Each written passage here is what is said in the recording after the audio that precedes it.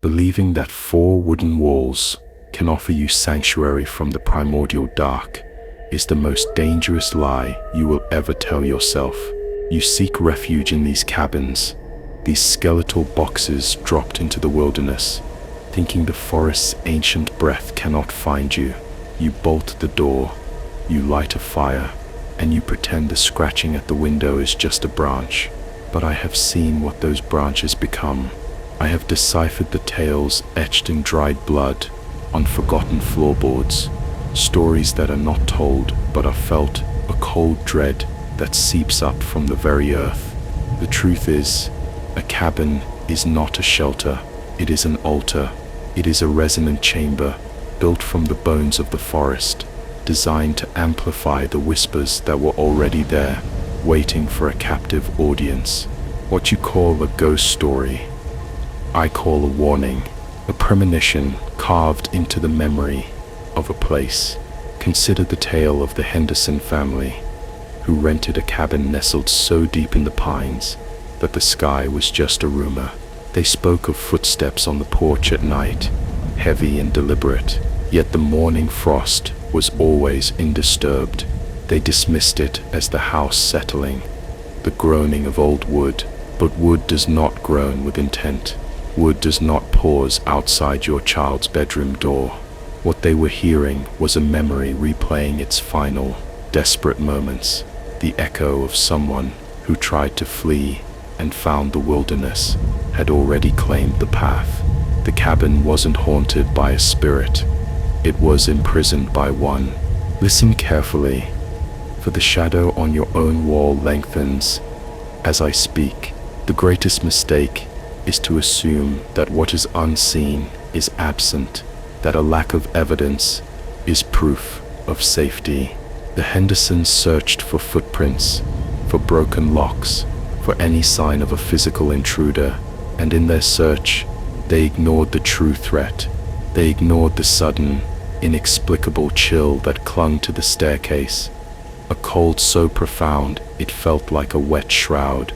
They ignored the scent of damp earth that would fill the main room, even on the driest days. These are the real footprints. These are the broken locks of reality. You are searching for a man with a weapon when you should be looking for a stain of despair that has soaked so deeply into the wood it can never be washed away.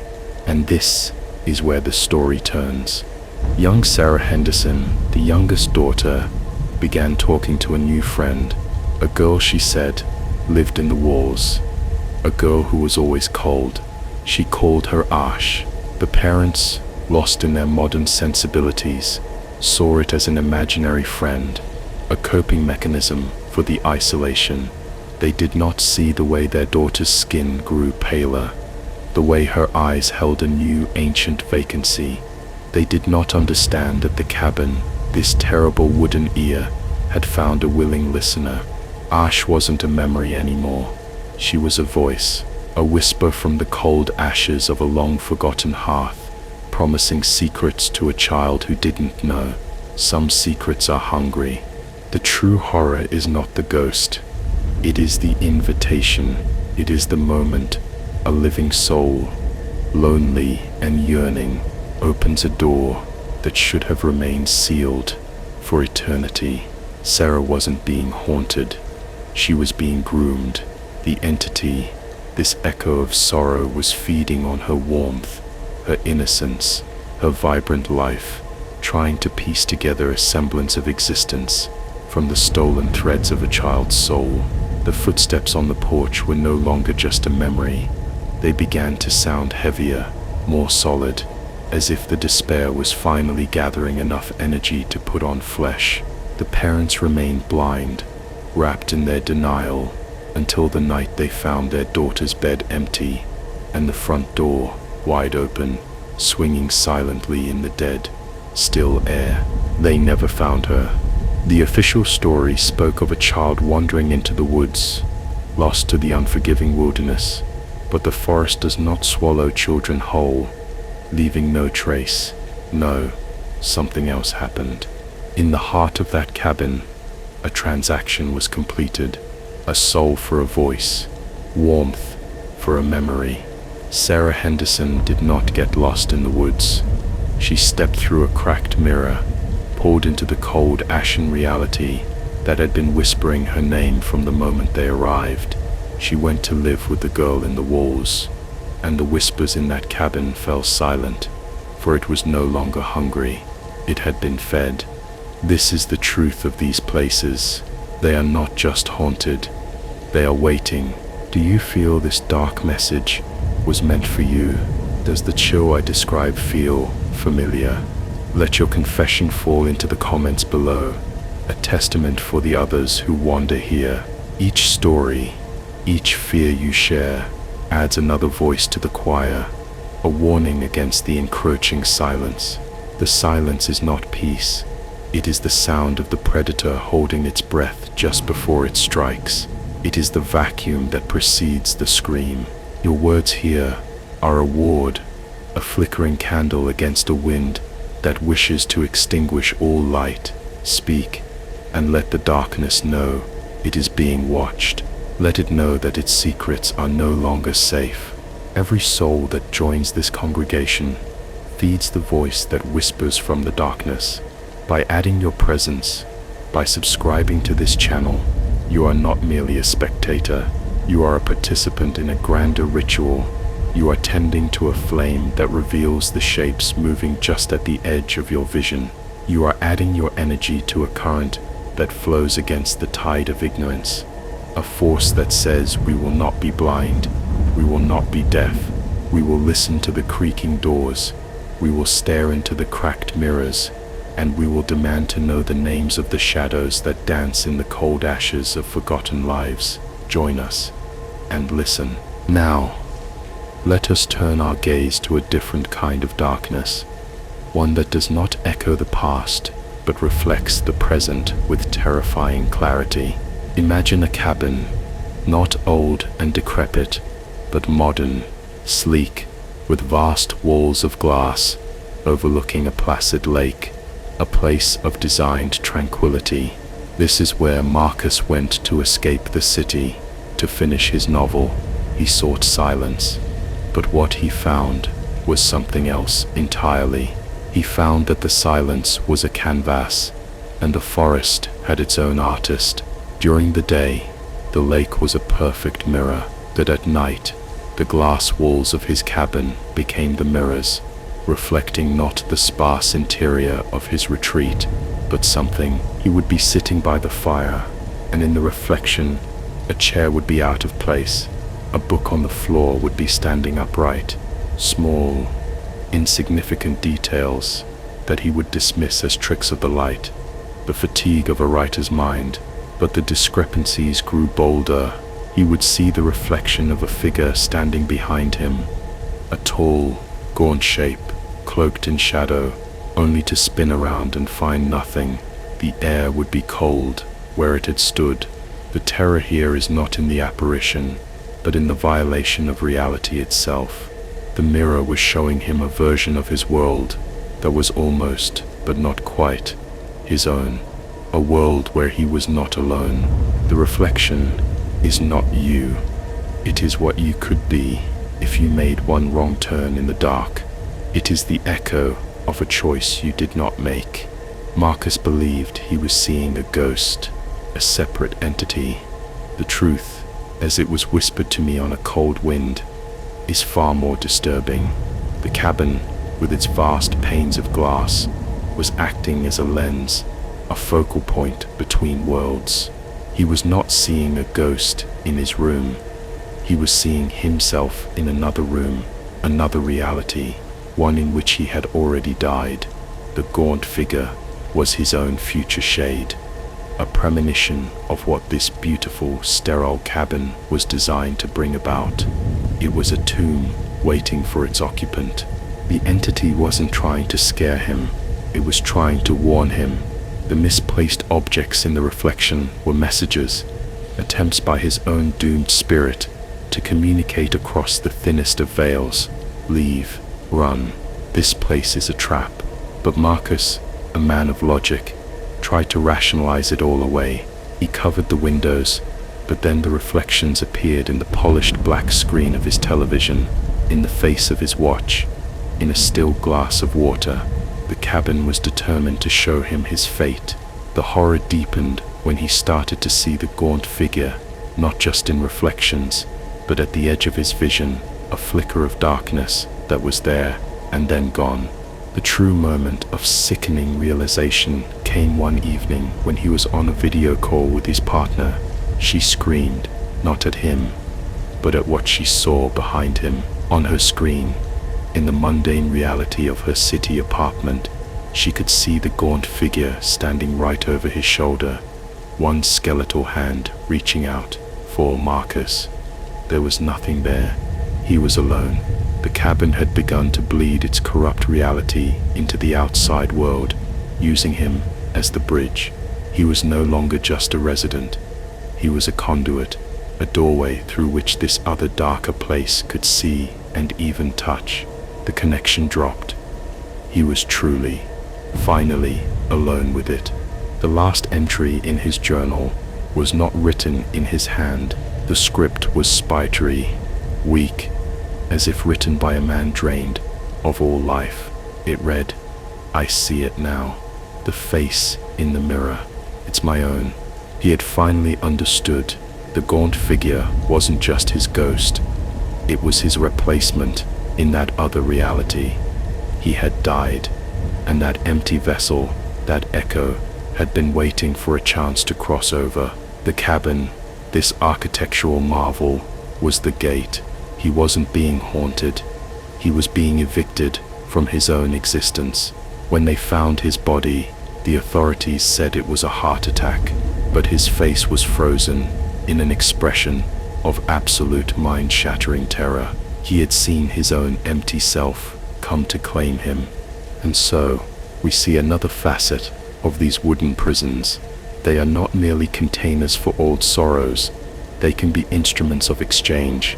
They can be borderlands, where the rules of our reality are thin, and where reflections have substance. When you stare into a darkened window at night and see your own face, are you certain it is only you?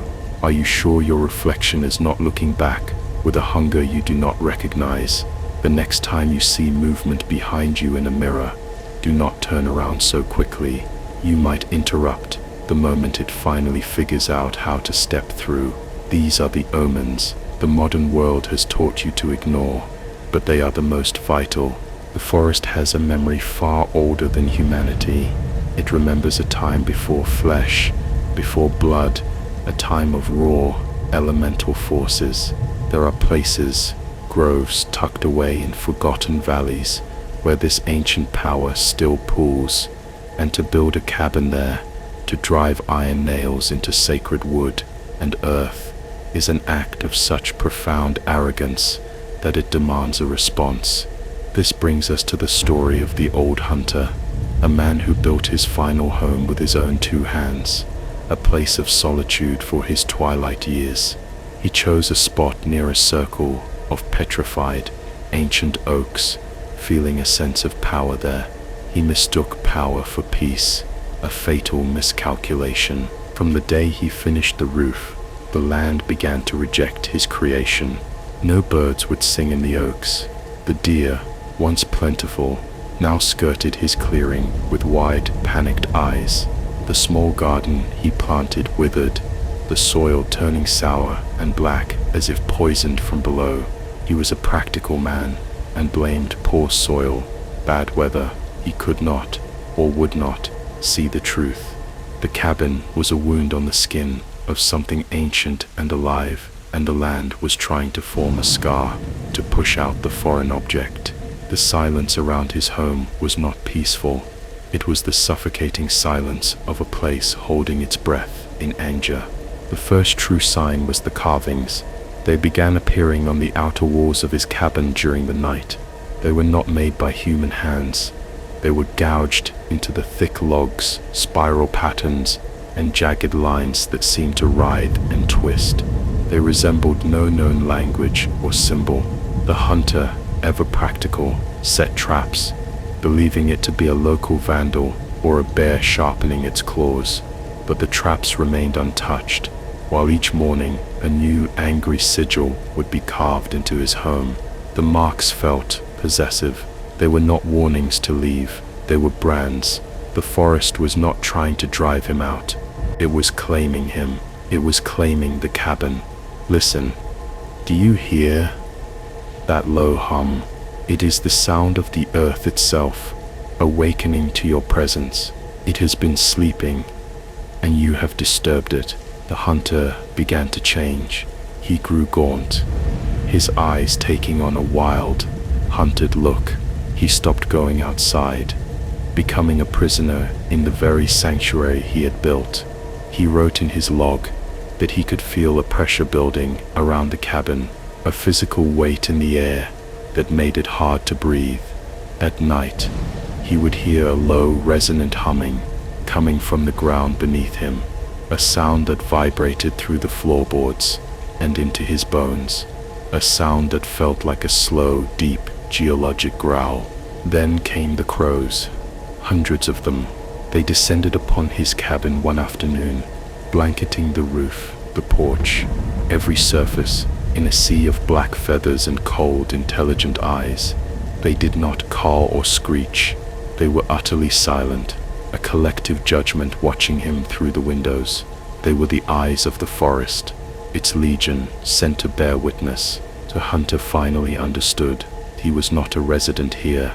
He was an infection, and the fever was breaking. He barricaded his doors and windows, but he knew it was futile.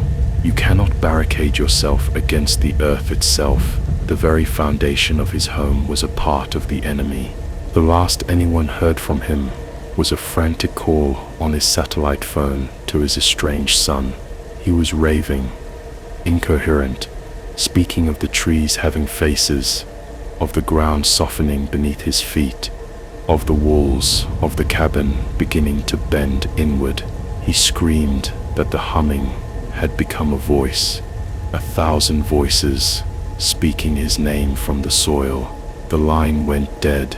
When the search party arrived a week later, they found nothing.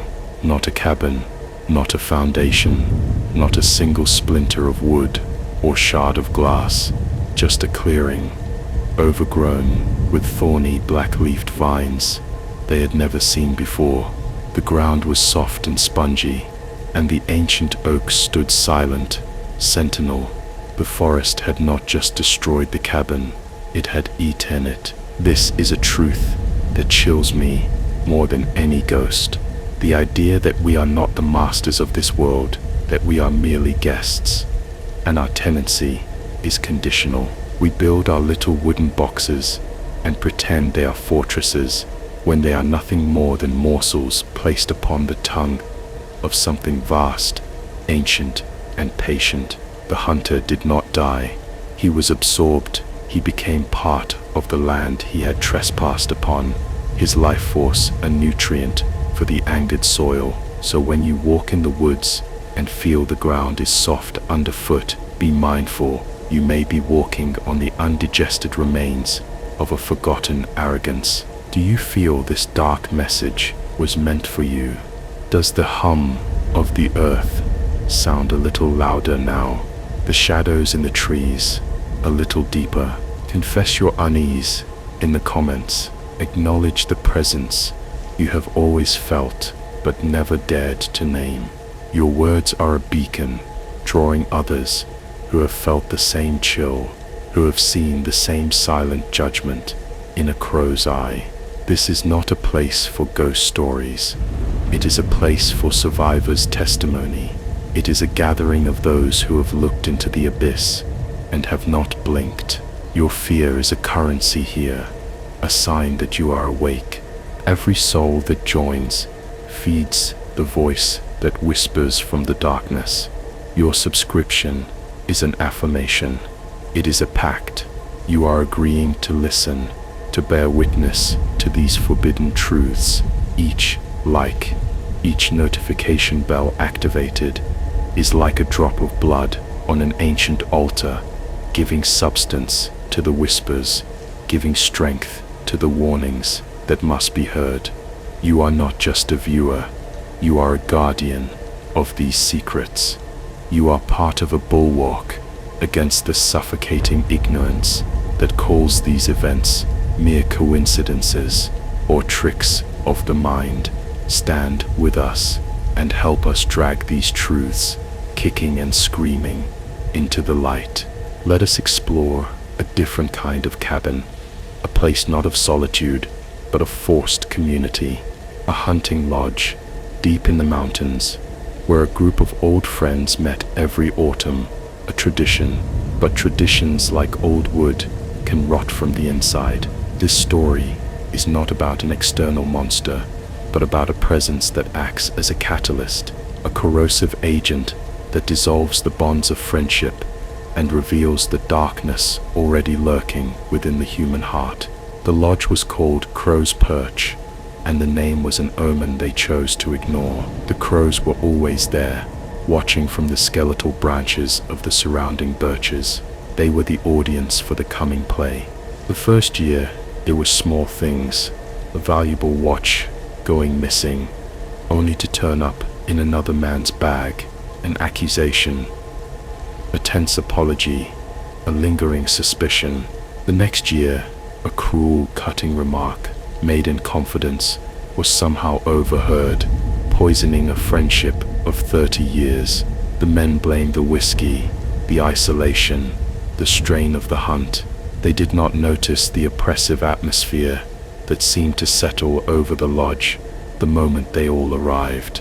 A thick, psychic static that frayed nerves and shortened tempers. The lodge itself seemed to feed on their discord, the old wood groaning with a sound that was disturbingly like the evil you fear from the outside is a pale reflection of the abyss you carry within your own heart. A place like Crow's Perch does not need a monster, it only needs a mirror. The lodge was an amplifier for the hidden resentments, the jealousies, the secret contempt these men held for one another, feelings papered over by years of forced camaraderie. It took the darkest whisper in each man's soul and gave it a voice, making them believe their own worst thoughts were objective truths. John began to believe that David had always coveted his wife. Mark became convinced that Peter secretly mocked his financial failures. The lodge was turning them against each other, using their own inner demons as weapons. The breaking point came during a blizzard that trapped them for 4 days. The cabin became a pressure cooker. The whispers were no longer internal. Men would hear their own insecure thoughts spoken aloud from empty corners of the room. They would hear mocking laughter that seemed to come from the rafters, a sound that mimicked one of their own friends. The lodge was playing them like instruments, composing a symphony of paranoia. It culminated in a brutal, senseless fight over a card game, a conflict that was never about the cards, but about a decade of buried rage that the lodge had expertly unearthed and put on display. A broken bottle, a moment of blind fury, and a man lay bleeding on the floor. The spell was broken by the act of violence. The oppressive atmosphere vanished, replaced by the stark, cold reality of what they had done. The whispers fell silent. The crows, as if their spectacle was over, took flight in a great black cloud, leaving the birches bare. The men were left alone with their crime, the raw ugliness of their own souls laid bare. The lodge had not attacked them, it had simply revealed them. It stripped away their civilized masks and showed them the beasts that lay beneath. The greatest horror is not discovering that monsters are real, but discovering that you are one of them. The surviving men never spoke of what happened. They buried their friend and their friendship in the cold mountain snow. This is the most insidious function of these isolated places. They starve you of the distractions of the world, leaving you with nothing but your own thoughts. And if a place is charged with a certain malevolent intelligence, it can get inside your head. It can sift through your memories, your fears, your shames, and it can build a cage for you out of your own regrets. Crow's Perch was a psychic predator, one that didn't devour flesh, but sanity. It fed on the emotional carnage, growing stronger with every friendship it shattered, every trust it betrayed. Beware the quiet place you seek for peace, for it is in the silence that your own demons learn to speak your name. Consider the cabin not as a structure, but as a skull. The windows are its vacant eyes, the door its silent mouth. When you are inside, you are literally inside the mind of the place, and some minds are insane. Some are filled with nothing but echoes of pain, loops of terror that play over and over. This was the case at the old trapper's cabin on Silver Creek, a place so saturated with a single horrific event that it could do nothing but repeat it for anyone foolish enough to stay the night. The story was that a trapper, 100 years prior, had been caught in one of his own bear traps and had slowly, agonizingly bled to death on the cabin floor. Visitors to the cabin would experience nothing during the day. It was a rustic, almost peaceful spot, but as dusk fell, the performance would begin. It started with a sound from outside, the sharp, metallic snap of a bear trap closing on nothing. Then, a choked cry of pain. Then, the sound of something heavy being dragged across the porch, scraping and groaning. The sounds were so real, so visceral, that people would barricade the door, convinced a wounded animal or person was trying to get in. But there was never anything there. It was a recording, etched into the very fabric of the location, a psychic groove worn deep by the sheer force of a man's dying agony. Some pain is so absolute, it burns a hole through time. It leaves a scar, not on the land, but on the continuum itself. What people were hearing was not a ghost. They were listening to a broadcast from the past. The cabin on Silver Creek was a radio receiver permanently tuned to one terrible station. The horror intensified as the night wore on. After the dragging sound stopped, a low, wet gurgling would begin, seeming to emanate from the very center of the cabin's single room. It was the sound of a man drowning in his own blood. Guests would be driven mad by the sound, searching for its source, tearing up floorboards, convinced there was a dying man beneath the house. The culmination of the event was the smell, a coppery, metallic stench of fresh blood that would slowly, inexorably fill the entire cabin until it was thick and gagging. It would cling to clothes, to hair, to the very back of the throat.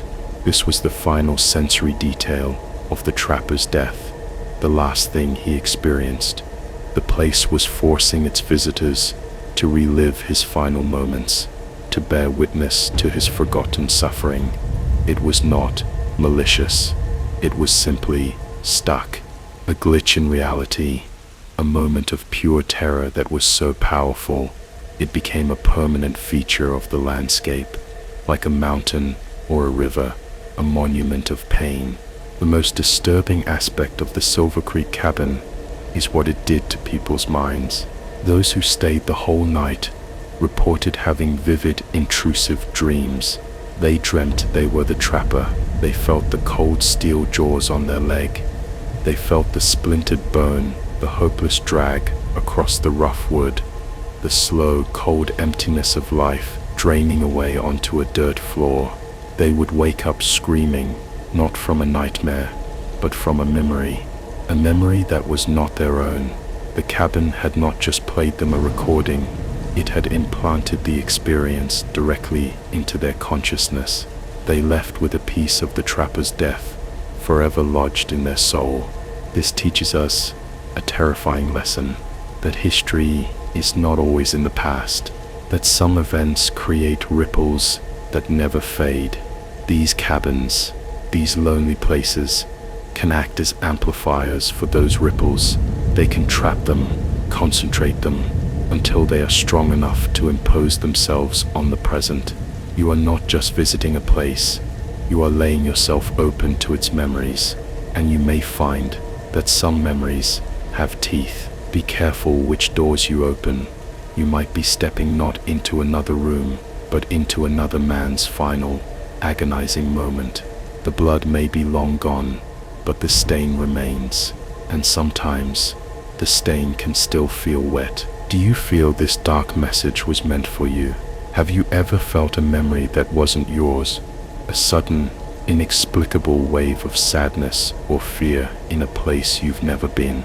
Share your experience in the chasm of the comments. Let us know we are not alone in feeling these temporal echoes. Your testimony is a thread in a tapestry of shared dread, a map for others trying to navigate these haunted landscapes of time and memory. Your voice matters here. It is proof that the past is not dead. It is not even past, and it is hungry for a witness. Every soul that joins feeds the voice that whispers from the darkness. By adding your energy to this gathering, by subscribing, you become a keeper of the flame. You declare that you are willing to see what is hidden, to hear what is silenced. This is not a channel. It is a seance. It is a collective effort to part the veil, to listen to the static between worlds, and try to decipher the warnings that are being screamed at us from just beyond our perception. Each like, each share, is a knock on the other side, letting them know we are listening. We are ready. Join the circle and prepare yourself for what answers back. Now we must speak of the things that pretend to be human, not ghosts, not memories, but something far, far worse, something that wears a human shape as a disguise. This brings us to a cabin deep in the Appalachian Mountains, a place rented by two young women, Clara and Jess, seeking an escape from their city lives. The cabin was quaint, idyllic, but came with a strange warning from the old man who rented it to them. Don't entertain any visitors, especially after dark. No matter how convincing they seem, they laughed it off as the ramblings of a superstitious local. Their laughter would not last the night. It began with a knock at the door, long after midnight, a frantic, desperate pounding. Through the peephole, they saw a young man, drenched from a sudden downpour, his face a mask of panic. He claimed his car had broken down a mile away, that he was lost, freezing. He looked normal. He sounded normal. Everything about him screamed for them to be compassionate, to open the door, but Jess remembered the old man's warning, a cold dread coiling in her stomach. She refused. Clara, however, was overcome with pity. She argued with Jess, her voice rising. We can't just leave him out there to die. The argument itself seemed to delight the thing on the porch. The greatest weapon of the darkness is not fear, but your own virtue. It will use your compassion, your empathy, your decency as a key to unlock your door. The thing outside didn't try to break in. It began to plead. It spoke of its family, its job, details of a life so mundane, so believable, that Clara's resolve hardened. But Jess, her face pale, noticed something wrong. Through the peephole, she could see the man's mouth moving, but the sound of his voice, it seemed to be coming from right beside her ear. It wasn't traveling through the door. It was being broadcast directly into the cabin and into their minds. It was a projection, a lure. Then it made its mistake. As Clara moved to undo the deadbolt, Jess screamed. She had noticed something else, something impossible. The man was soaked with rain, but the spot on the porch where he stood was perfectly dry. The rain was falling all around him, but not a single drop was touching him. It was a stage play, a meticulous illusion, and they had just spotted a flaw in the scenery. The thing on the other side of the door must have sensed their realization. The pleading stopped. The friendly, panicked face at the peephole dropped away, like a mask falling, revealing nothing, just a void. an emptiness where a face should be. The silence that followed was more terrifying than any scream. Then, a new sound began, a low guttural clicking, like 1,000 insects chattering at once, and the doorknob began to turn, slowly back and forth, not rattling, but intelligently, patiently, testing the lock. The thing was no longer pretending, it was showing them what it really was. Clara and Jess huddled in the far corner of the room, listening to the slow, methodical scraping at the door, the sound of something inhuman trying to solve the simple puzzle of a lock. The clicking sound grew louder, and they realized with a wave of nausea that it was its voice. It was speaking in its true language. They survived the night. At dawn the sound stopped. When they finally found the courage to look outside, there was nothing, no man, no footprints, no sign of the storm that had raged all night. The ground was bone dry. They fled the cabin, and when they told the old man what had happened, he simply nodded, his eyes full of a weary sorrow. He told them the woods were full of them, things that he called echoes or hollow men. They were predators that hunted using mimicry. They would project the image of a lost hiker, a hurt child, a desperate woman, anything to prey on the compassion of those they found. They were parasites of the human soul. What is the lesson here? It is that in the deep, lonely places of the world, your own goodness can be turned against you. The things that wait in the dark know our psychology. They know that a scream will make you hide, but a sob will make you open the door. They have had centuries to study us. The next time you hear a cry for help from the darkness, you must first ask yourself, is this something that needs my help, or is this something that needs me? The distinction is the line between life and a death, so complete that not even your soul is left behind. Trust the cold dread in your gut. It is an older, wiser instinct than the sympathy in your heart. Let us descend deeper, for not all cabins are haunted by what has died within them. Some are haunted by what was born there. We travel now to the bayous of Louisiana, to a shack built on stilts over stagnant, black water, a place where a midwife, known only as Mama Laveau, practiced a form of folk magic that blurred the line between healing and something much, much darker.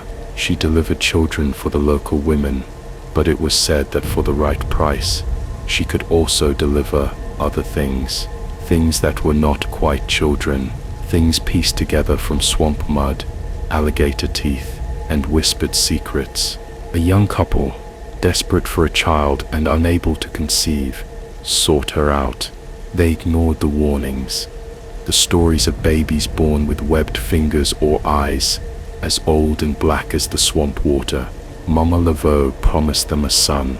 The price was steep, not in money, but in favors, in secrets, in a lock of the mother's hair, and a vial of the father's blood.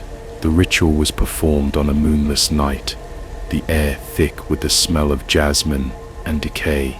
9 months later, she delivered them a baby boy in that very shack. He was beautiful, perfect. They were overjoyed. They did not see the shadow in his eyes. There are prices that cannot be paid, only passed on, debts that are not settled with your life, but with the lives of your children.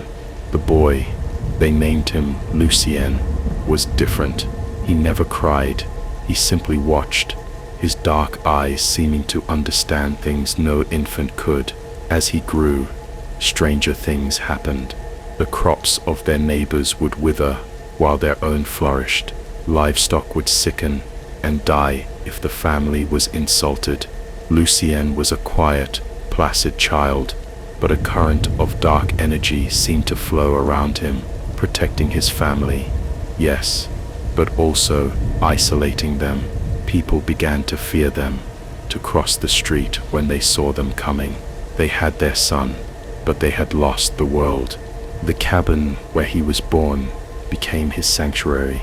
He would spend hours there, even as a small child, sitting perfectly still in the center of the room, as if listening to something they couldn't hear. The parents, now terrified of their own son, of what they had bargained for, forbade him from going. But the shack called to him. It was his cradle, his place of origin. It was where the bargain had been struck, and the power that animated him was strongest there. He began to change, his skin taking on a pale, sallow hue, his limbs growing long and thin, like the cypress roots that clawed at the foundations of the shack. The horror was not in what Lucien did, but in what he was becoming. He was less a human boy and more a vessel, a focal point for the swamp's ancient, hungry intelligence. The parents had not been given a son. They had been made the caretakers of a fetish, a living doll animated by a power they could not comprehend. The final transformation happened on his 13th birthday. He walked out of his family home and did not return. His parents found him in the shack, but it was not their son anymore. He was sitting in the dark, and his skin was the color of wet clay, and his eyes glowed with a faint, phosphorescent light, and when he spoke, his voice was the buzzing of flies and the sucking of mud. He told them the debt was due.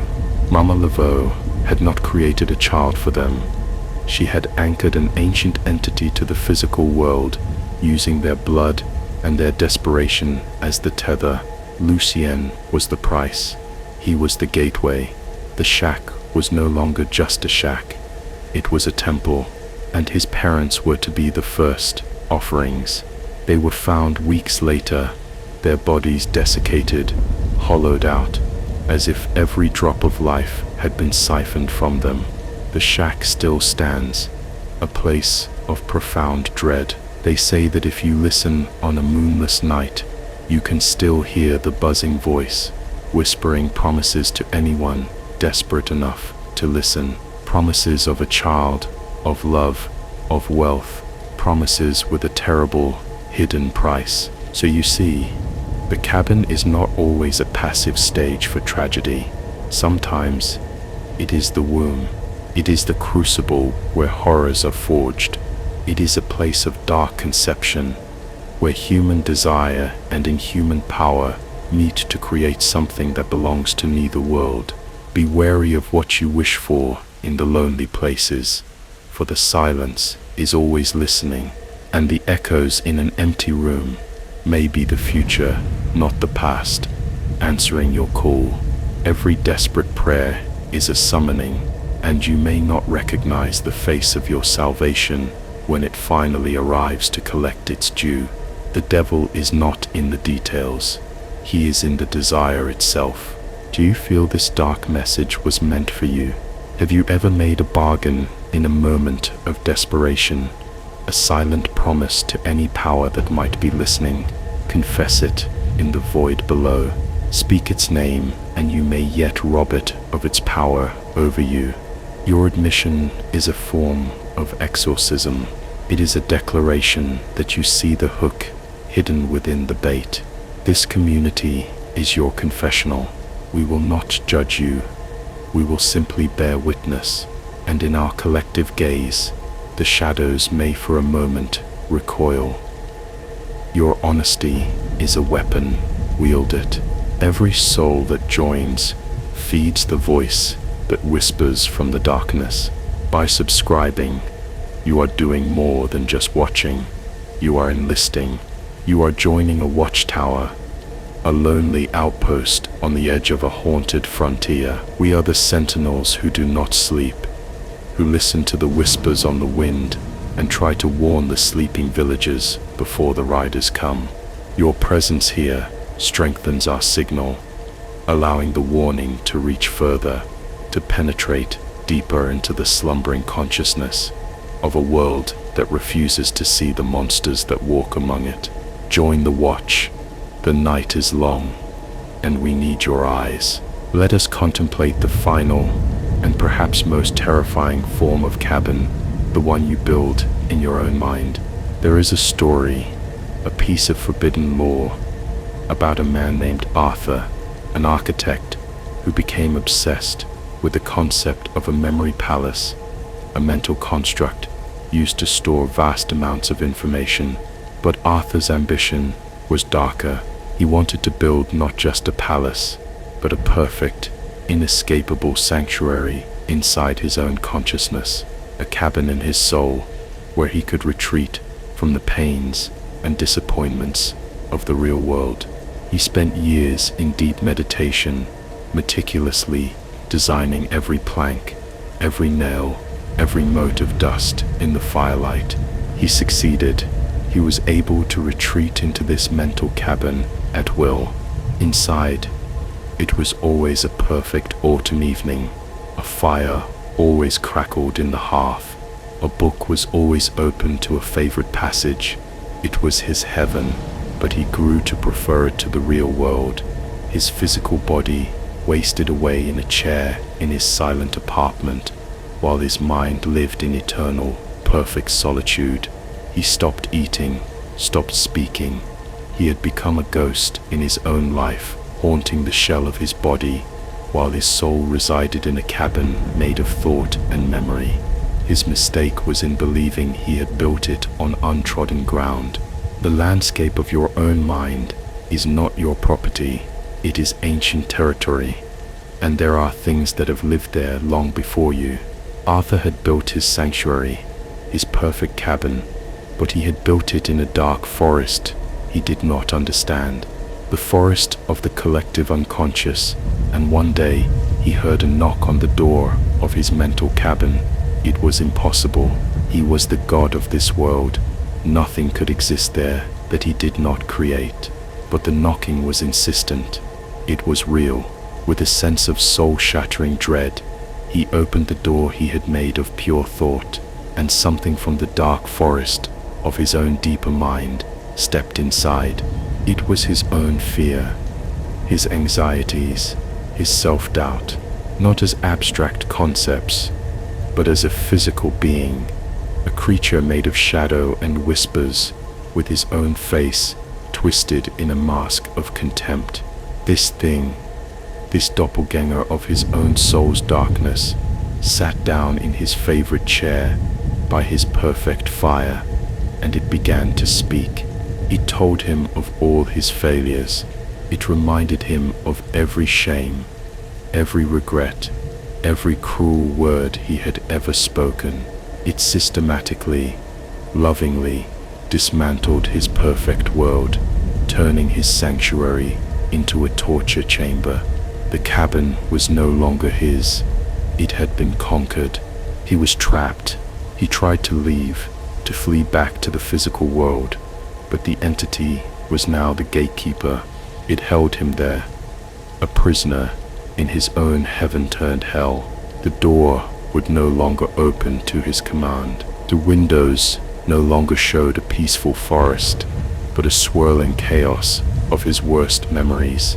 His body in the real world was in a coma, doctors baffled by his condition, but in his mind he was awake, screaming, subjected to an endless, personalized torment by a being that knew him better than he knew himself.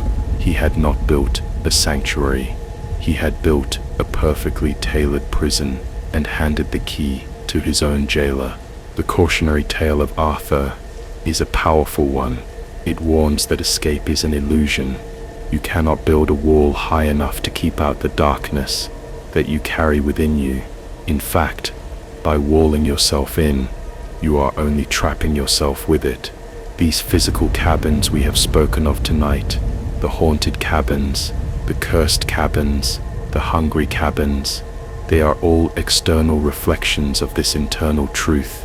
They are places that force you into confrontation with the unknown, yes, but more importantly with your own self.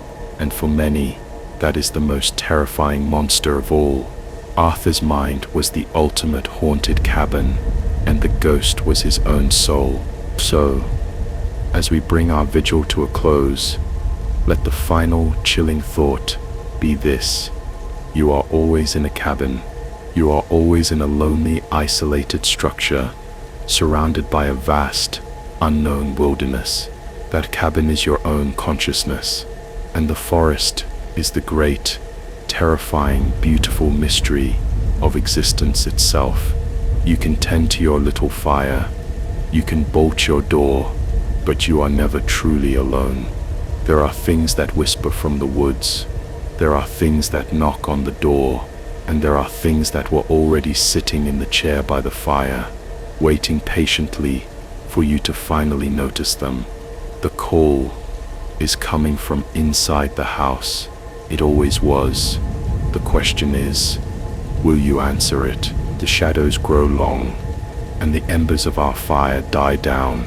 The stories are over, but the feeling, the persistent restlessness that will remain, it is my gift to you, a splinter of the darkness to carry with you, to remind you that the world is thinner, stranger, and more dangerous than you allow yourself to believe. Do not seek to remove it. Let it be your guide. Let it be the chill on your neck that warns you when you are treading on forbidden ground. Let it be the whisper in your ear that tells you to check the locks one more time. The fear is not the enemy. The enemy is the comfortable slumber of ignorance. Stay awake, stay watchful, and may the darkness be merciful until we gather again.